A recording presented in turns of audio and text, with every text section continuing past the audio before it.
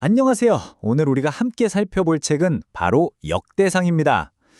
혹시 삶이 완전히 무너져 내린 것 같고 길을 잃었다 이런 느낌 받으시는 분 계신가요? 그렇다면 오늘 이 이야기가 바로 여러분을 위한 이야기일 겁니다. 사실 이건요, 아주 오래전 바벨론 포로 생활에서 돌아온 이스라엘 백성들이 던졌던 아주 근본적인 질문이거든요. 근데 이게 비단 그들만의 이야기는 아니죠. 우리도 살다 보면 이런 순간을 맞닥뜨리잖아요. 나라가 망하고 성전은 파괴되고 내 정체성마저 흔들리는 그런 상황에서 대체 뭐부터 다시 세워야 할까요? 가장 먼저 떠오르는 건 역시 강력한 리더, 그러니까 왕을 다시 세우는 거 아닐까요? 그게 제일 논리적인 첫걸음처럼 보이잖아요. 아니면 그것보다 더 급한 게 있을 수도 있죠. 다시는 이런 일을 겪지 않도록 튼튼한 군대를 만드는 거예요. 국방이 최우선이다. 이런 생각이죠. 물론 당장 먹고 사는 문제가 제일 중요하니까요. 경제부터 살리는 게 재건의 기본이다. 이렇게 생각할 수도 있고요. 그런데 말이죠. 역대상이 보여주는 하나님의 해답은 우리가 생각하는 이런 것들과는 전혀 다릅니다. 정말 놀라워요. 자, 그 놀라운 답이 뭔지 지금부터 같이 한번 찾아가 보시죠. 정말 신기한 건 역대상이 시작부터 어떤 대단한 사건을 보여주는 게 아니라는 거예요. 그냥 끝도 없이 이어지는 이름들의 목록. 네, 바로 족보로 시작합니다. 아니, 다 무너졌는데 족보라니 도대체 이게 무슨 의미일까요? 이 족보는요, 인류의 시작인 아담부터 폐허 속에서 돌아온 바로 그 사람들까지 이어집니다. 이건 마치 하나님께서 그들 한 사람 한 사람의 어깨를 두드리면서 이렇게 말씀하시는 것 같았어요. 얘들아, 너희는 그냥 운 좋게 살아남은 게 아니야. 내가 맨 처음부터 너희를 골랐고 이 모든 고통 속에서도 단 한순간도 너희를 잊은 적이 없단다. 바로 이 메시지였던 거죠. 그리고 이 족보를 자세히 보면요, 특별히 유다 지파 그리고 다윗의 가문에 초점이 맞춰져 있는 걸 볼 수 있어요. 이게 뭘 의미하겠어요?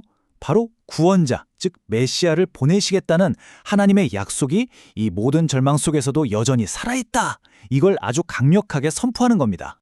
자, 이렇게 정체성을 확인시켜준 다음에 역대상이 뭘 보여주냐면요, 바로 회복을 위한 모델을 제시합니다.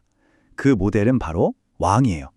그런데 재밌는 건 실패한 왕 사울의 이야기는 아주 짧게 딱 한 구절 정도로 넘어가 버리고 성공적인 왕의 모델인 다윗의 이야기에 엄청난 분량을 할애한다는 거죠. 여기서 정말 중요한 포인트가 나옵니다. 역대상이 평가하는 왕의 성공과 실패 기준은 딱 하나예요. 군사력, 경제력? 아니요. 바로 하나님과의 관계입니다. 사울은 왜 실패했죠? 성경은 여호와께 묻지 않았기 때문이라고 딱 잘라 말해요. 반면에 다윗은요? 그는 모든 것의 중심에 하나님의 임재를 두려고 했던 사람이었기에 회복의 모델이 될 수 있었던 겁니다. 근데 여기서 좀 이상한 점 못 느끼셨어요?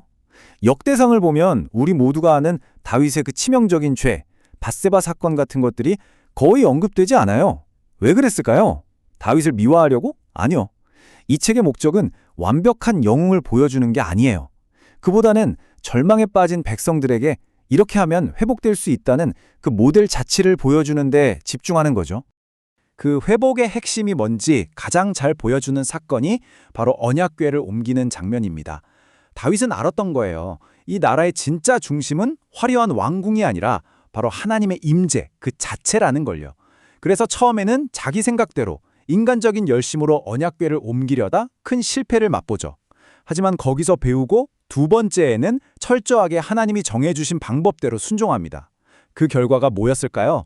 바로 온 백성이 함께 기뻐하는 진정한 예배의 회복이었습니다. 자, 이제 역대상의 클라이맥스로 가보겠습니다. 보통 왕의 이야기라면 클라이맥스는 위대한 전쟁에서의 승리나 화려한 대관식 이런 걸 상상하잖아요. 그런데 역대상의 절정은 놀랍게도 성전을 준비하는 과정 그 자체입니다. 다윗은 하나님을 위해 성전을 짓고 싶어서 정말 안달이 났었어요. 하지만 하나님은 아니, 그건 내 아들이 할 일이다 라고 말씀하시죠. 대신 다윗에게 훨씬 더 엄청난 약속을 주십니다. 바로 그의 왕위가 영원할 거라는 약속. 이게 바로 그 유명한 다윗 언약입니다. 이건 단순히 아들 솔로몬 대에서 끝나는 이야기가 아니라 훨씬 더 멀리 궁극적으로 영원한 왕이신 예수 그리스도를 향하고 있는 약속이었어요. 이걸 보세요.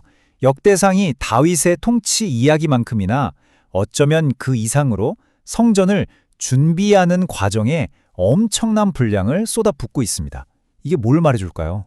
당시 포로에서 막 돌아온 백성들에게 나라를 다시 세우는 것, 그건 바로 예배를 다시 세우는 것부터 시작이다라는 걸 정말 강력하게 보여주는 거죠. 그리고 다윗은 인생의 마지막에 이르러서 이 모든 것의 본질을 깨달았던 것 같아요. 그의 마지막 기도가 이걸 보여주죠.